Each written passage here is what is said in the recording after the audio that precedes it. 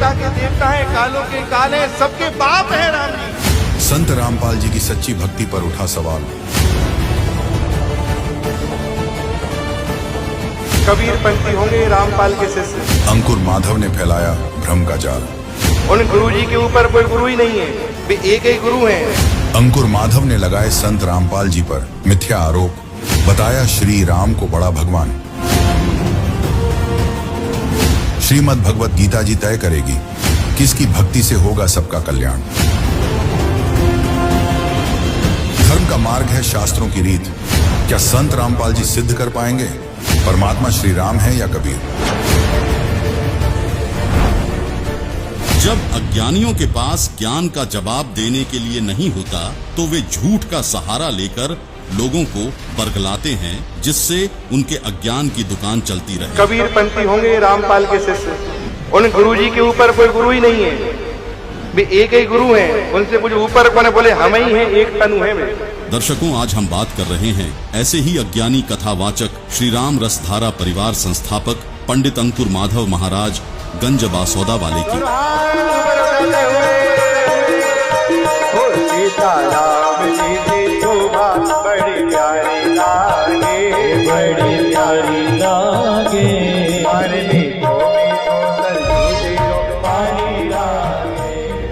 जिन्हें धर्म शास्त्रों का ज्ञान तो है नहीं और बताने चले गुरु की पहचान, जिनका कहना है कि गुरु वह है जिनके माथे पर तिलक हो और उसकी गुरु परंपरा हो। तो जहाँ पिछली 10 पीढ़ियों का वर्णन हो उसे परंपरा कहा जाता है। अब जिसके ऊपर परंपरा ही ना हो उसे काहे का गुरु। गुरु के ऊपर भी गुरु होना चाहिए, वही गुरु परंपरा कहलाती है। और जहाँ गुरु सर्वोपरि अपने आप को ही सर्वमान्य कर दे कि हमसे ऊपर कोई नहीं है, हम ही सबके गुरु हैं, तो वहां से भाग लो। समझ लो कि यहाँ पे केवल और केवल पाखंड है, दूसरा कुछ नहीं है। अभी कली काल में एक ऐसा ही पंथ चल रहा है जिनके गुरुजी तो जेल में बंद हैं, लेकिन उनके जो कट्टर शिष्य हैं बहुत ही दिव्य हैं।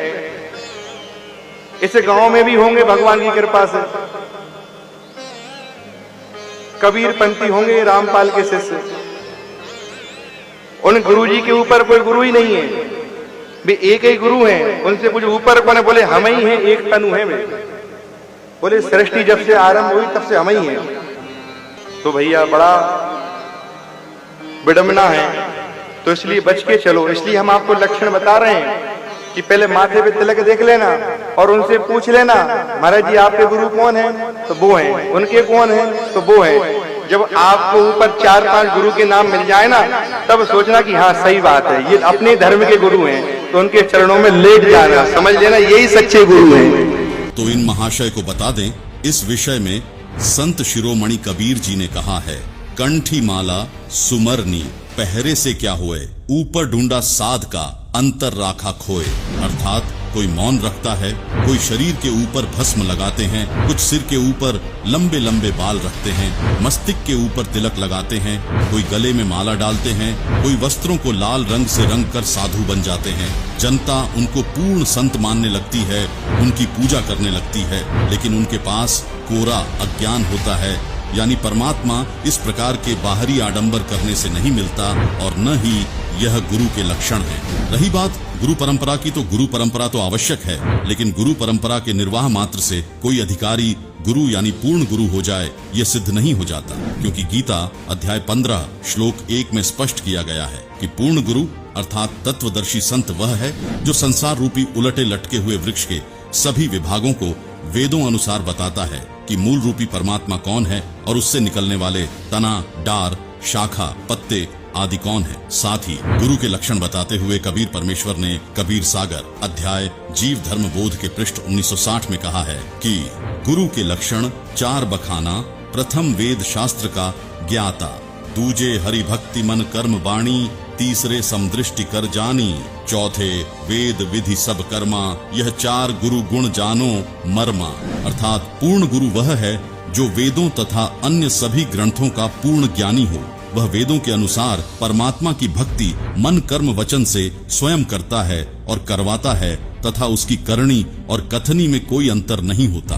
वह सर्व अनुयायियों को समान दृष्टि से देखता है, ऊंच नीच का भेद नहीं करता और गीता में वर्णित उलटे लटके हुए वृक्ष का भेद वर्तमान समय में संत रामपाल जी महाराज द्वारा दिया जा रहा है, जिन्होंने अपने सत्संगों में बताया है। कबीर, अक्षर पुरुष एक पेड़ है, क्षर पुरुष वाकी डार, तीनों देवा शाखा हैं, पात रूप संसार। कबीर, हम ही अलख अल्लाह हैं, मूल रूप करतार, अनंत कोटि ब्रह्मांड का मैं ही सिरजनहार। अर्थात कबीर जी ने कहा है कि इस संसार रूपी वृक्ष की मूल यानी जड़ रूप करतार मैं हूँ। गीता अध्याय 15 श्लोक 17, गीता अध्याय 8। श्लोक 9 में जो उत्तम पुरुष परमात्मा कहा है, जो तीनों लोकों में प्रवेश करके सबका धारण पोषण करने वाला अविनाशी परमेश्वर कहा है, वह मैं कबीर हूँ। दर्शकों, जैसे पेड़ की परवरिश मूल यानी जड़ से होती है, इसी प्रकार परम अक्षर ब्रह्म कबीर जी से असंख्य ब्रह्मांडों की परवरिश होती है। अब बात करते हैं पंडित अंकुर माधव जी की उस बात की जिसमें वे मिथ्या आरोप लगाते हुए कहते हैं कि संत रामपाल जी स्वयंभू गुरु हैं, उनकी कोई गुरु परंपरा नहीं है। तो जहाँ पिछली 10 पीढ़ियों का वर्णन हो उसे परंपरा कहा जाता है। अब जिसके ऊपर परंपरा ही ना हो उसे काय का गुरु? गुरु के ऊपर भी गुरु होना चाहिए, वही गुरु परंपरा कहलाती है। और जहाँ गुरु सर्वोपरि अपने आप को ही सर्वमान्य कर दे कि हमसे ऊपर कोई नहीं है, हम ही सबके गुरु हैं, तो वहां से भाग लो। समझ लो कि यहाँ पे केवल और केवल पाखंड है, दूसरा कुछ नहीं है। अभी कली काल में एक ऐसा ही पंथ चल रहा है जिनके गुरुजी तो जेल में बंद हैं, लेकिन उनके जो कट्टर शिष्य हैं बहुत ही दिव्य हैं। इस गांव में भी होंगे भगवान की कृपा से, कबीर पंथी होंगे, रामपाल के शिष्य। उन गुरुजी के ऊपर कोई गुरु ही नहीं है, वे एक ही गुरु हैं। उनसे कुछ ऊपर कौन है? बोले हम ही हैं, एक तनु है वे। बोले सृष्टि जब से आरंभ हुई तब से हम ही हैं। तो भैया बड़ा विडंबना है, तो इसलिए बच के चलो, इसलिए हम आपको लक्षण बता रहे हैं। तो इन महाशय को बता दें कि आपने तो झूठ बोलने का ठेका ले रखा है। यदि आप में थोड़ी सी शर्म होती तो यह झूठ बोलने से पहले आप 100 बार सोचते, लेकिन इससे आपको क्या फर्क पड़ता है, क्योंकि आपकी दुकान तो झूठ की बुनियाद पर ही टिकी है। दर्शकों, विचार करें, संत रामपाल जी ने यह नहीं कहा कि मेरे से पहले कोई गुरु नहीं रहा। उन्होंने यह कहा है कि वर्तमान में मेरे अतिरिक्त किसी को भी धर्मशास्त्रों का यथार्थ ज्ञान नहीं है, इसलिए अन्य कोई गुरु पूर्ण नहीं है। इसके लिए देखिए यह वीडियो जिसका टाइटल है संपूर्ण सृष्टि रचना की ऑफ स्पिरिचुअल ट्रेजरी, जिसमें संत रामपाल जी ने संसार की उत्पत्ति बताई है। इस वीडियो का लिंक हमने डिस्क्रिप्शन बॉक्स में दे दिया है, तो इस वीडियो को देखने से आपको पता चल जाएगा कि कौन गुरु सच्चा है और कौन गुरु झूठा है, और संत रामपाल जी की बातों में कितना दम है। रही बात गुरु परंपरा की, तो अब आपको बताते हैं संत रामपाल जी से पहले के 10 गुरुओं के नाम, जिससे सिद्ध हो जाएगा कि अंकुर महाराज कितने झूठे हैं, जो कहते हैं कि संत रामपाल जी का कोई गुरु नहीं, इनसे ऊपर कोई गुरु नहीं, कोई परंपरा नहीं, और 10 पीढ़ी होनी चाहिए ऊपर, तभी वह गुरु परंपरा कहलाती है। तो अंकुर महाराज जी, हम आपको पूरी 10 पीढ़ी संत रामपाल जी से ऊपर गिनवा देंगे, जिसमें 11वें संत रामपाल जी हैं उस परंपरा के अंदर, जो खुद भगवान कबीर साहिब जी से जुड़ी है। तो चलिए हम ही आपको बता देते हैं संत रामपाल जी महाराज की गुरु प्रणाली। बंदी छोड़ कबीर साहिब जी काशी उत्तर प्रदेश वाले, जो कि स्वयं परमात्मा हैं, जिनकी गवाही वेद तथा परमात्मा प्राप्त संतों ने दी है, वे सन 1727 में फाल्गुन मास की शुक्ल पक्ष की द्वादशी को आदरणीय संत गरीबदास जी महाराज गांव छुनानी, जिला झज्जर, हरियाणा को मिले। उन्हें नाम उपदेश देकर अपना शिष्य बनाया, जिसके बाद संत गरीबदास जी महाराज के शिष्य संत शीतलदास जी महाराज गांव बरहाना, जिला रोहतक, हरियाणा, संत ध्यानदास जी महाराज, संत रामदास जी महाराज, संत ब्रह्मानंद जी महाराज गांव करौंथा, जिला रोहतक, हरियाणा, संत जुक्तानंद जी महाराज, संत गंगेश्वरानंद जी महाराज गांव बाजीतपुर, दिल्ली, संत चिदानंद जी महाराज गांव गोपालपुर धाम, सोनीपत, हरियाणा, संत रामदेवानंद जी महाराज तलवंडी भाई, फिरोजपुर, पंजाब हुए, जिनसे संत रामपाल जी महाराज को सन 1988 में नाम उपदेश प्राप्त हुआ। वही स्वामी रामदेवानंद जी महाराज ने सन 1993 में सत्संग करने और सन 1994 में नाम उपदेश देने का आदेश संत रामपाल जी महाराज को प्रदान किया। यानी इस पूरी गुरु परंपरा में संत रामपाल जी महाराज 11वें गुरु हैं। अब दिखाते हैं कि परमेश्वर कबीर जी से लेकर इस दास तक हमारी कैसे लाइन जुड़ी हुई है। सबसे पहले परमेश्वर कबीर जी स्वयं आकर आदरणीय गरीबदास साहिब जी को मिले और आदरणीय गरीबदास साहिब जी ने अपना एक शिष्य श्री शीतल दास जी महाराज बनाया और उनको ये कंप्लीट कोर्स दे दिया। उनसे प्रतिज्ञा ले ली थी, आगे किसी को तू जिक्र भी नहीं करेगा, केवल एक शिष्य को जाने से कुछ समय पहले ये दे देना और वो स्वयं जाप कर सकता, दूसरे को नहीं बताएगा, उसको प्रतिज्ञा दिलाना। अब दास की जो परंपरा में सीधा चला आ रहा है, कबीर साहब से गरीबदास जी के पास, गरीबदास जी के बाद शीतल दास जी महाराज, गांव बराना, जिला जज्जर, वर्तमान में उनका एक छोटा सा समाधि आश्रम बना हुआ है। ये देखिएगा, ये भक्ति बोध नामक एक पुस्तक है, इसमें आपको हमने ये सारा छपवा रखा है। ये देखिएगा, मेरी गुरु प्रणाली, बंदी छोड़ कबीर साहब जी महाराज, काशी उत्तर प्रदेश। क्योंकि सतगुरु भी थे कबीर परमात्मा, लेकिन परमात्मा भी थे। बंदी छोड़ गरीबदास जी महाराज, छुड़ानी, जिला जज्जर, हरियाणा में। शीतल दास जी, संत ध्यानदास जी, संत रामदास जी, इनके चेले संत ब्रह्मानंद जी, कनौथा में इनकी एक छतरी बनी हुई है। संत जुगदानंद जी महाराज, संत गंगेश्वरानंद जी महाराज, ये 8वें, बाजितपुर दिल्ली में इनका आश्रम है। और 9वां है संत चिदानंद जी महाराज, मेरे दादा गुरु जी, गोपालपुर धाम, सोनीपत हरियाणा में, खरखौदा के पास। संत रामदेवानंद जी महाराज, तलवंडी भाई, फिरोजपुर पंजाब में। और ये 11वां ये दास रामपाल दास। यहाँ तक हमारी प्रणाली सीधी जुड़ी हुई है, जिससे अज्ञानी कथावाचक पंडित अंकुर माधव महाराज झूठा सिद्ध होता है। दर्शकों, आप सभी इस कथा से परिचित हैं कि जब राजा परीक्षित को 7वें दिन सर्प के काटने से मौत होनी थी, तो उस समय श्रीमद् भागवत सुधा सागर के लेखक महर्षि वेदव्यास सहित पूरी पृथ्वी के ऋषि महर्षि एकत्रित हुए थे, जिन्होंने कथा करने की हिम्मत नहीं की थी, क्योंकि 7वें दिन परिणाम आना था। तब उस समय स्वर्ग से सुखदेव ऋषि को बुलाया गया था। तो अब जरा इन महाशय से कोई पूछे कि फिर आपको कथा करने का किसने अधिकार दे दिया, जो आप कथा करते फिर रहे हो। दर्शकों, इन अंकुर महाराज की झूठ की दुकान यहीं तक सीमित नहीं है। ये अपने प्रवचनों में दशरथ पुत्र श्री राम को पूर्ण ब्रह्म बताते हैं और कहते हैं कि राम जी कालों के काल हैं, सबके बाप हैं, उनसे बड़ा कोई नहीं है। देखिए अंकुर महाराज की यह वीडियो। राम जी कौन है? पूर्ण ब्रह्म। जहाँ पूर्ण ब्रह्म होता है उसमें बदलाव नहीं आता, बाकी सब में परिवर्तन हो सकता है, पूर्ण ब्रह्म में कभी परिवर्तन नहीं आता। राम जी मूल तत्व है, तत्वों के तत्व है, प्रकाश का प्रकाश है, प्राणों के प्राण है, देवता के देवता है, कालों के काल है, सबके बाप है राम जी। फिर राम से बड़ा कोई नहीं। सुना आपने इस अज्ञानी के अज्ञान को। इससे तो यही पता चलता है कि अंकुर महाराज को अपने ही शास्त्रों का ज्ञान नहीं है। ऐसा हम इसलिए कह रहे हैं क्योंकि हम सभी जानते हैं कि त्रिलोकीनाथ श्री विष्णु जी 3 लोक, स्वर्ग लोक, पृथ्वी लोक और पाताल लोक के भगवान हैं। वे ही नारद राशि के श्रापवश त्रेता युग में अयोध्या के राजा दशरथ के घर माता कौशल्या से जन्मे थे। यानी श्री विष्णु उर्फ श्री राम 3 लोक के भगवान हैं, जबकि पूर्ण ब्रह्म तो असंख्य ब्रह्मांडों का मालिक होता है। वही श्री राम को अपने कर्म दंड यानी श्राप को भोगना पड़ा। जब भगवान ही श्राप भोगने लगे तो अपने भक्तों के कर्म फल को कैसे मिटा सकते हैं। दूसरा, अंकुर जी श्री राम को कालों का काल, उनसे बड़ा कोई नहीं है बता रहे हैं। तो हम सभी इस कथा से भी परिचित हैं कि जब श्री रामचंद्र जी अपने पुत्रों लव व कुश से युद्ध में हार गए और सीता जी ने उन्हें देखने से भी मना कर दिया, तब रामचंद्र जी दुखी होकर अयोध्या के साथ बह रही सरयू नदी में जल समाधि ले ली थी, यानी नदी में डूबकर उनकी मृत्यु हुई थी।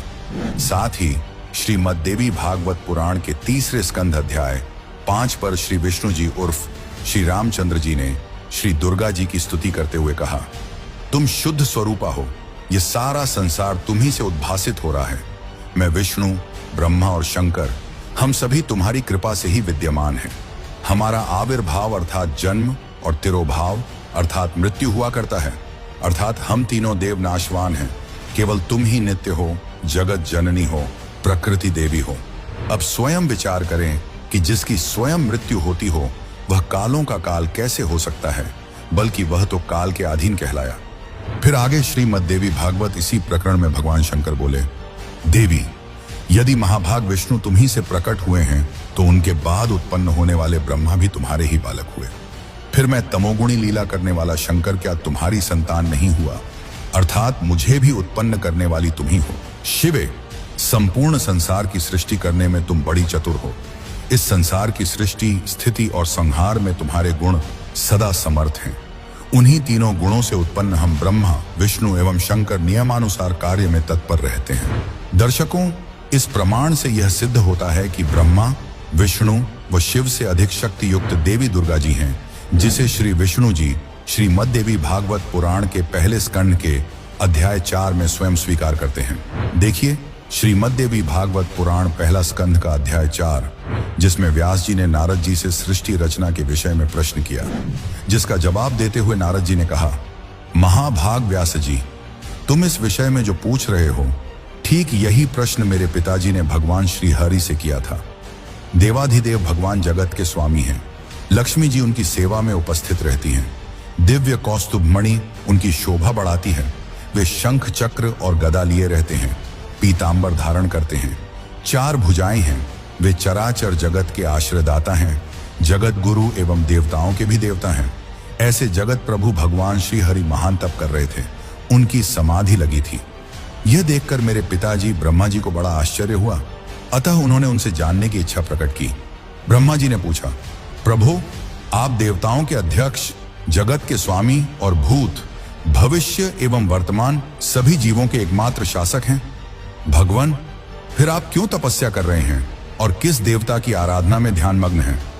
मुझे असीम आश्चर्य तो यह हो रहा है कि आप देवेश्वर एवं सारे संसार के शासक होते हुए भी समाधि लगाए बैठे हैं। ब्रह्मा जी के ये विनीत वचन सुनकर भगवान श्री हरि यानी श्री विष्णु जी उनसे कहने लगे, ब्राह्मण, सावधान होकर सुनो। मैं अपने मन का विचार व्यक्त करता हूं। देवता, दानव और मानव सब यही जानते हैं कि तुम सृष्टि करते हो, मैं पालन करता हूं और शंकर संहार किया करते हैं। किंतु फिर भी वेद के पारगामी पुरुष अपनी युक्ति से यह सिद्ध करते हैं कि रचने, पालने और संहार करने की यह योग्यता जो हमें मिली है, इसकी अधिष्ठात्री शक्ति देवी अर्थात दुर्गा जी हैं। वे कहते हैं कि संसार की सृष्टि करने के लिए तुम में राजसी शक्ति का संचार हुआ है, मुझे सात्विकी शक्ति मिली है और रुद्र में तामसी शक्ति का आविर्भाव हुआ है। उस शक्ति के अभाव में तुम इस संसार की सृष्टि नहीं कर सकते। मैं पालन करने में सफल नहीं हो सकता और रुद्र से संहार कार्य होना भी संभव नहीं। ब्रह्मा जी, हम सभी उस शक्ति के सहारे ही अपने कार्य में सदा सफल होते आए हैं।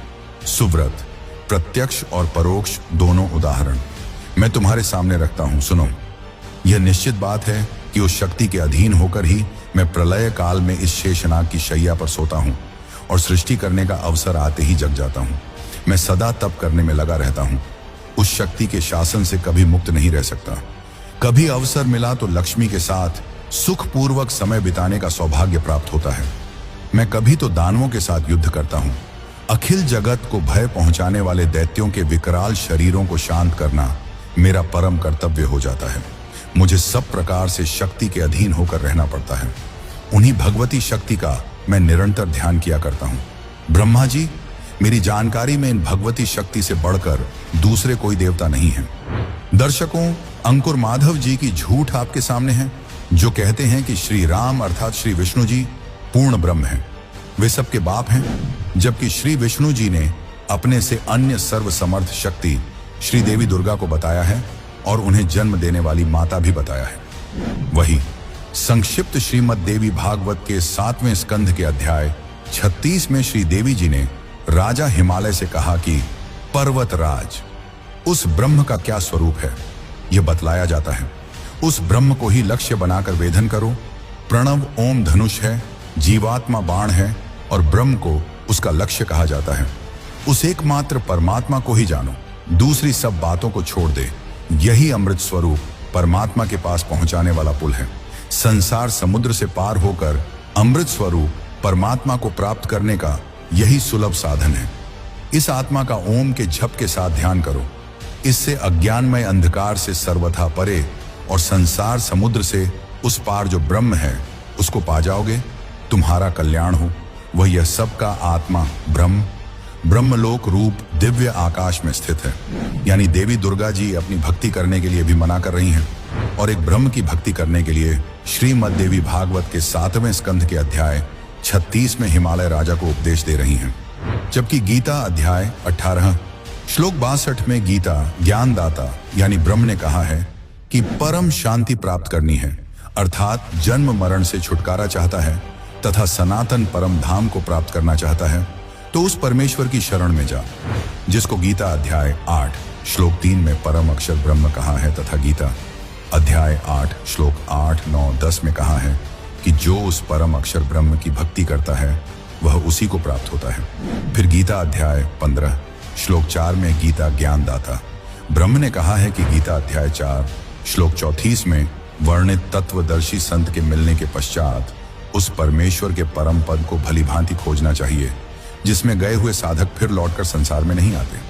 जिस परमेश्वर से यह सृष्टि उत्पन्न हुई है उसी आदि पुरुष नारायण यानी सनातन पूर्ण परमात्मा परम अक्षर ब्रह्म की मैं शरण में हूं। दर्शकों, गीता ज्ञान बोलने वाला अक्षर ब्रह्म अर्थात काल निरंजन है, जिसकी विस्तृत जानकारी जानने के लिए कबीर बड़ा या कृष्ण वीडियो अवश्य देखिए, जिसका लिंक हमने इसी वीडियो के डिस्क्रिप्शन में दे रखा है।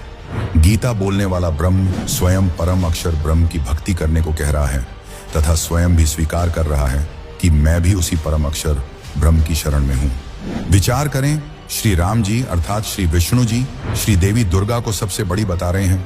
श्री देवी दुर्गा ब्रह्म को समर्थ बता रही है, उसकी भक्ति के लिए कह रही है। गीता ज्ञान देने वाला काल ब्रह्म अपने से समर्थ, सबकी उत्पत्ति करता, सबके धारण पोषण करता, पुरुषोत्तम अविनाशी परमेश्वर की भक्ति करने को कह रहा है। इससे सिद्ध हुआ कि अंकुर माधव जी को अपने सदग्रंथों का ही ज्ञान नहीं है। इसी विषय में परमेश्वर कबीर जी कहते हैं, एक राम दशरथ का बेटा, एक राम घट घट में बैठा, एक राम का सकल पसारा, एक राम सबू से न्यारा। अब आपको दिखाते हैं श्री रामचरित मानस से वह प्रमाण जिससे स्पष्ट होगा कि ब्रह्मा, विष्णु, महेश से ऊपर भी कोई भगवान है।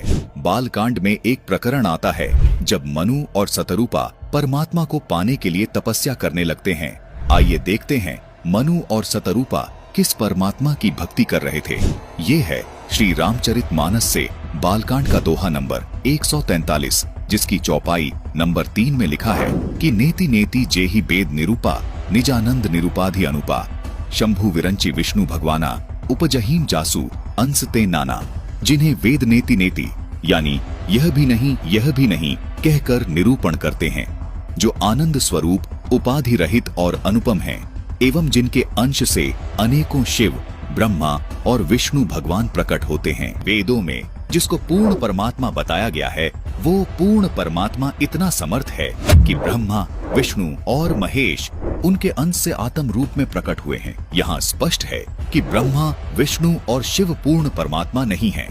जिसके अंश से ये तीनों देवता उत्पन्न होते हैं वो पूर्ण परमात्मा है। रामचरितमानस में कहा है कि ईश्वर अंश जीव अविनाशी, चेतन अमल सहज सुखरासी, यानी ईश्वर से ही उत्पन्न होने के कारण आत्मा अविनाशी है, यानी आत्मा कभी नहीं मरती। जिस परमेश्वर से जीव आत्मा उत्पन्न हुआ है वह परमेश्वर अविनाशी, चेतन, निर्मल और स्वभाव से सुख की राशि है। लेकिन सब जीवों के शरीर नाश हो जाते हैं, जिसका समर्थन गीता अध्याय 15 श्लोक 16 भी करता है।